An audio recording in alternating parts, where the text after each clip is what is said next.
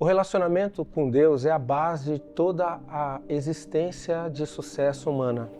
Deus é o criador de todas as coisas. Nós temos no mundo mais de 2 trilhões de galáxias como a nossa. O sistema solar são 8 planetas, todos em sincronismo perfeito um com o outro. Aliás, as 25 palavras mais importantes do mundo são: porque Deus amou o mundo de tal maneira que deu o seu único filho, para todo aquele que nele crê não pereça, mas tenha a vida eterna. Porque Jesus não veio para julgar, mas veio para salvar o mundo. Assim como um pai, ele faz o melhor para os filhos, né? O Criador de todo mundo, que é o nosso Pai, tem o melhor para nós também.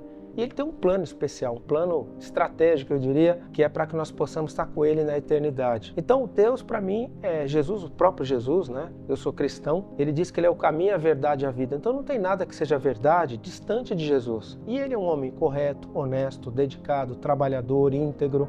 É uma referência para nós. Se você se amoldar a Jesus, como diz ele, todas as veredas serão endireitadas. Então, quem tem problema na vida, seja qual for, ele se endireita conhecendo Jesus. Ele diz que aquele que crê em mim e for batizado será salvo. Então, eu estou trazendo aqui a minha cosmovisão, que é esse termo técnico que a gente usa para falar sobre Deus, mas a minha visão do mundo é que o centro do mundo não sou eu, é Deus.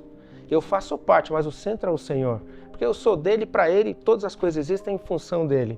Então, acredito que todas as pessoas que colocam Deus em primeiro lugar, eles vão ter muito sucesso, porque ele é o fabricante.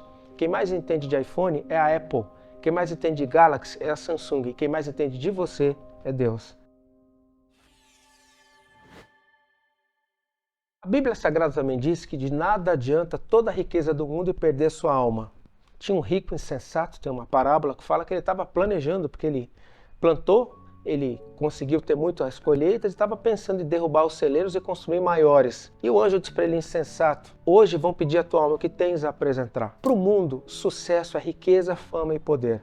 Para nós que temos uma visão mais ampla do mundo, de eternidade, essas coisas passageiras são importantes, mas mais importante que isso é estar com Deus na eternidade. Então eu digo isso a você que está aqui me acompanhando, porque eu quero que você também não erre em definir as prioridades da sua vida. Primeiro é Deus. Eu tenho também como princípio acreditar que o trabalho é que faz com que a gente cumpra a nossa missão nesse mundo.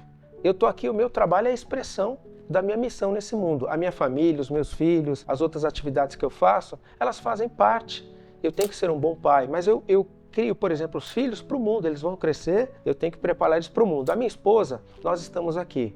Mas um dia eu vou ter encontro com o pai, então eu tenho que ter uma relação direta com o pai, mas acreditando que nesse mundo tudo vai bem quando eu tenho alinhamento com ele. Como eu disse para você, as empresas, todas elas, todo projeto que eu faço, antes de tudo, eu peço a Deus orientação para saber se aquilo é o certo a se fazer. Eu tenho decisões importantes a fazer, que tem dias que eu faço, por exemplo, jejum, para poder decidir isso. E olha, de nada adianta muita riqueza sem equilíbrio na vida. Eu divido a vida em 7 áreas: pessoal, profissional, familiar, social, financeiro, cultural e espiritual. A vida é como aquele chinês que equilibra 7 pratinhos. Bate no primeiro, segundo, quando chega no 7º, o primeiro tá para cair. Então a gente tem que ter equilíbrio. Nos negócios, eu sempre tive como premissa fazer algo que agregasse valor ao outro, a resolver o outro, a solucionar os problemas do outro. Então, como empresário, eu sempre pensei em servir e não me servir das pessoas. Aliás, a base de todo negócio não deveria ser o querer empreender, queria ser solucionar problemas. E nós temos operações em várias áreas, sempre com essa mentalidade de solucionar problemas, ajudando as pessoas a crescer. Lá Jesus discipulava as pessoas. Eu uso esse termo no mundo corporativo em capacitar, treinar pessoas. Na minha carreira eu já treinei mais de 95% dos líderes que trabalham no grupo que eu dirijo.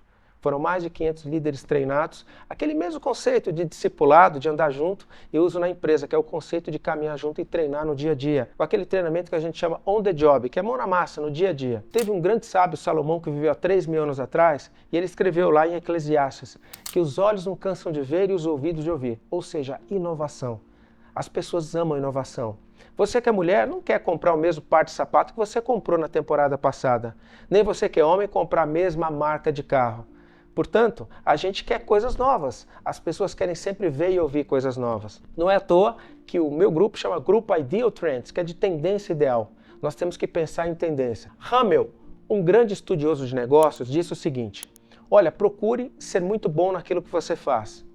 E depois ele trouxe uma outra visão, que é a seguinte: se você tem uma fábrica de pneus, onde você é o melhor fabricante de pneus, e você está olhando para o futuro e está vendo que os carros serão voadores, não faz o menor sentido continuar fazendo pneu.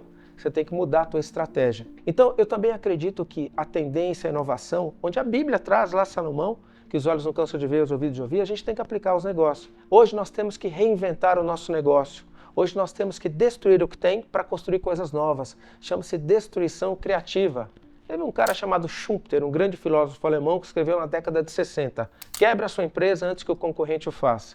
E é assim que a gente tem que fazer. Então, a minha relação com Deus, com o negócio, está muito ligada a princípios, a valores. Está muito ligada a fazer o que é certo. Está muito ligada a servir ao outro, agregar valor ao outro. Você quer ver um exemplo?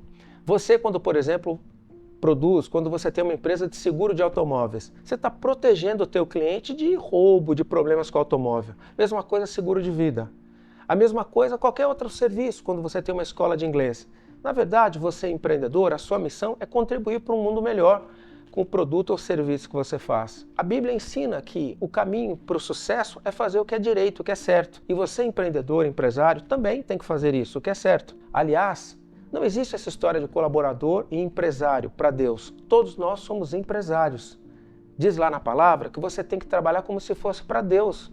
Ou seja, não importa a tua função numa companhia, faça o teu melhor com dedicação, com garra, com excelência, como se fosse para o Senhor. E olha, pasme, muitas pessoas que nem acreditam em Deus, mas seguem os princípios que Deus nos deixou, têm sucesso. Não basta crer, tem que seguir os princípios que Deus nos ensinou. Muita gente me pergunta, por que tem tantos cristãos pobres, sem resultado financeiro, por exemplo? Porque eles podem acreditar em Deus, mas não seguir os princípios que Deus ensina. Deus ensina você a ser um grande empreendedor, não só no trabalho, mas na sua vida. Você empreende na sua carreira, você empreende na sua igreja, você empreende na sua vida pessoal, porque o sucesso é para aqueles que empreendem. O sucesso é para aqueles que fazem muito além daquilo que são pagos. Ou seja, quando você tem o over delivery, em português quer dizer uma entrega maior do que o que você é pago, você tem um grande passo para ser promovido, para crescer. Outro dia eu estava falando com um rapaz, perguntei, o que você faz na empresa que você trabalha? Ah, eu sou coordenador. Qual é o teu sonho? Quero ser um gerente. Então procura o teu diretor, apresenta o projeto para aumentar o faturamento, o lucro, o resultado da companhia e diga, eu quero crescer nessa empresa. Se eu atingir esses resultados, eu tenho essa oportunidade? E o diretor diz, uau, que iniciativa incrível. Iniciativa é igual ao começo do sucesso. Zona de conforto é o começo da depressão e do fracasso.